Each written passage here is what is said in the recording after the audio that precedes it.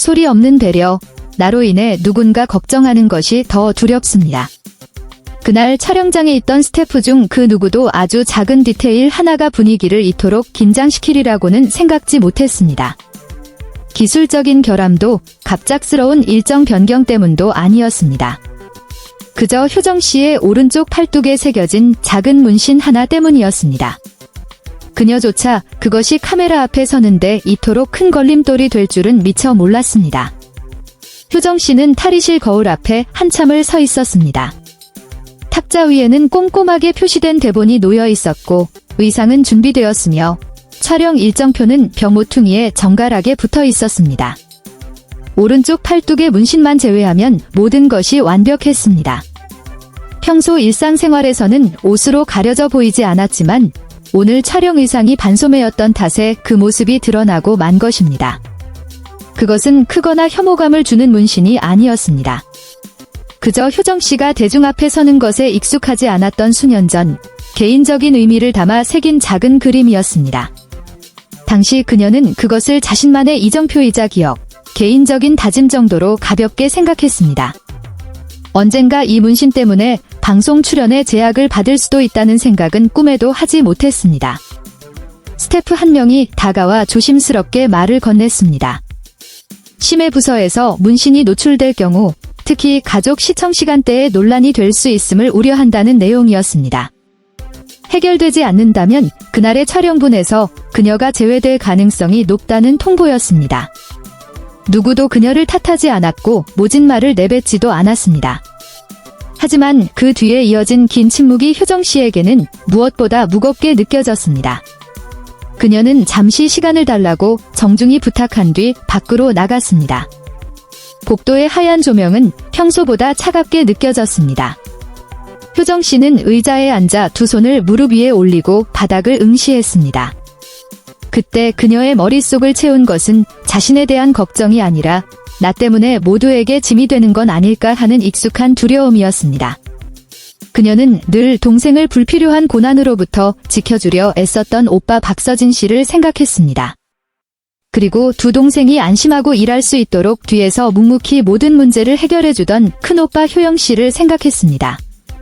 또한 자식들이 TV에 나올 때마다 가슴 졸이며 지켜보실 부모님을 떠올렸습니다. 나 하나 때문에 모두가 계획을 변경해야 하는 걸까? 이 질문이 효정 씨의 머릿속을 맴돌았습니다. 그녀는 촬영하지 않겠다고 말하거나 조용히 물러날 수도 있었습니다. 하지만 그것은 곧 일정의 차질과 준비된 장면의 수정을 의미했고 무엇보다 자신을 걱정해야 할 위치에 두는 일이었습니다. 효정 씨는 자리에서 일어나 다시 탈의실로 향했습니다. 누구의 동행도 재촉도 없었습니다. 그녀는 개인 가방을 열어 혹시 몰라 챙겨왔던 얇은 긴 소매 옷을 꺼냈습니다. 무늬가 없는 평범하고 차분한 색상의 옷이었습니다. 옷을 입고 소매를 끌어내려 오른쪽 팔을 완전히 가렸습니다. 거울 속에서 문신은 자취를 감췄습니다. 하지만 효정 씨는 거기서 멈추지 않았습니다. 가방에서 화장품 상자를 꺼내 커버력이 가장 좋은 컨실러를 골랐습니다. 옷으로 이미 가렸음에도 불구하고 문신이 있는 부위에 얇게 겹겹이 펴 발랐습니다. 혹시라도 번거로운 일이 생기지 않도록 아주 천천히 세밀하게 덧칠했습니다. 누구도 그녀에게 그렇게까지 하라고 요구하지 않았지만 효정 씨는 스스로 움직였습니다. 그때는 그저 나 때문에 누구도 걱정하지 않기를 바랐을 뿐입니다. 그녀는 나중에 이렇게 회상했습니다. 그녀가 다시 대기실로 돌아오자 몇몇 스태프가 놀란 표정을 지었습니다. 아무도 말은 안 했지만 가볍게 고개를 끄덕이며 안도했습니다. 한 스태프가 나직이 괜찮니? 라고 묻자 효정 씨는 미소 지으며 답했습니다. 괜찮습니다. 언제나처럼 익숙한 대답이었습니다. 촬영은 차질 없이 진행되었습니다. 화면 속의 그녀는 평소처럼 온화한 미소와 절제된 말투로 임했고 시청자들은 그 이면의 소동을 전혀 눈치채지 못했습니다. 불과 몇 분 전까지 그녀가 촬영 제외 위기에 처해 있었다는 사실을 아는 이는 없었습니다. 박서진 씨는 촬영이 모두 끝난 뒤에야 이 사실을 알게 되었습니다. 실내 온도가 꽤 따뜻함에도 동생이 겉옷을 벗지 않는 것을 보고 의아해하며 묻자 효정 씨는 그저 조금 춥다고만 답했습니다. 그러다 한 스태프를 통해 사건의 전말을 듣게 되었습니다. 서진 씨는 바로 말을 잇지 못했습니다. 그는 오랫동안 동생을 바라보다가 고개를 돌렸습니다. 그를 잘 아는 이들은 그것이 그가 감정을 억누르고 있다는 신호임을 알았습니다. 왜 나한테 말 안 했어? 나중에 서진 씨가 평소보다 가라앉은 목소리로 물었습니다. 효정 씨는 고개를 숙였습니다. 제가 스스로 해결할 수 있는 일이라고 생각했어요.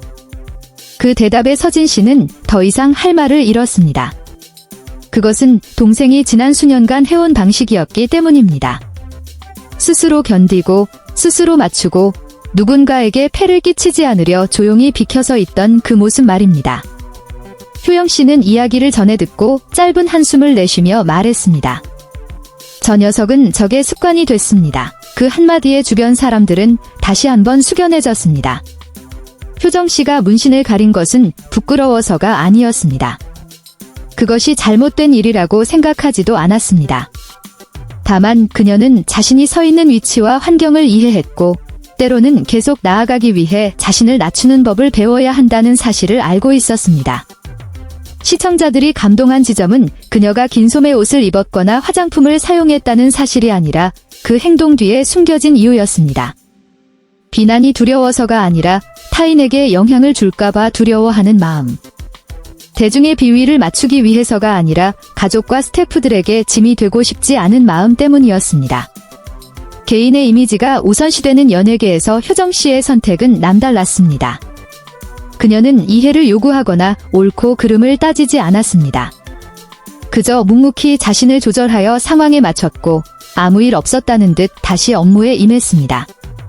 이 이야기가 알려진 후 많은 시청자는 효정 씨의 조용하고 얌전한 모습 뒤에 아주 일찍 형성된 성숙함이 있음을 발견했습니다.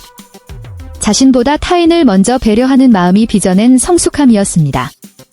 어떤 이들은 그녀가 개성을 희생했다고 말할지 모릅니다. 하지만 많은 이는 공동체를 보호하기 위해 선택한 그녀의 방식이야말로 가장 존경받아야 할 덕목이라고 말합니다. 효정 씨는 자신의 문신에 대해 변명하거나 가려야 했던 상황을 불평한 적이 없습니다. 그녀에게 그 문신은 여전히 자신만의 의미를 지닌 채 그 자리에 있으며 굳이 세상에 드러내어 증명할 필요가 없는 것이기 때문입니다. 자신만의 것은 굳이 카메라 앞에 다 드러낼 필요가 없다고 생각합니다. 그녀는 예전에 이렇게 말한 적이 있습니다. 그 절제된 마음이 오늘날 수많은 압박 속에서도 효정 씨를 굳건히 서게 한 원동력이었을 것입니다. 작은 디테일 하나가 누군가를 낙오시킬 수도 있는 냉정한 세계에서 말입니다. 그녀는 대항하기보다 공존하기를 택했습니다. 긴 소매 옷 한 벌, 얇은 화장 한 층, 그리고 나로 인해 누구도 걱정하게 하지 않겠다는 분명한 결심. 이 짧은 순간을 통해 효정 씨는 말 한마디 없이 보여주었습니다. 성숙함은 요란하지 않으며 진정한 용기는 언제 나아가고 언제 소중한 개인의 영역을 덮어두어야 하는지 아는 절제에서 나온다는 것을 말입니다.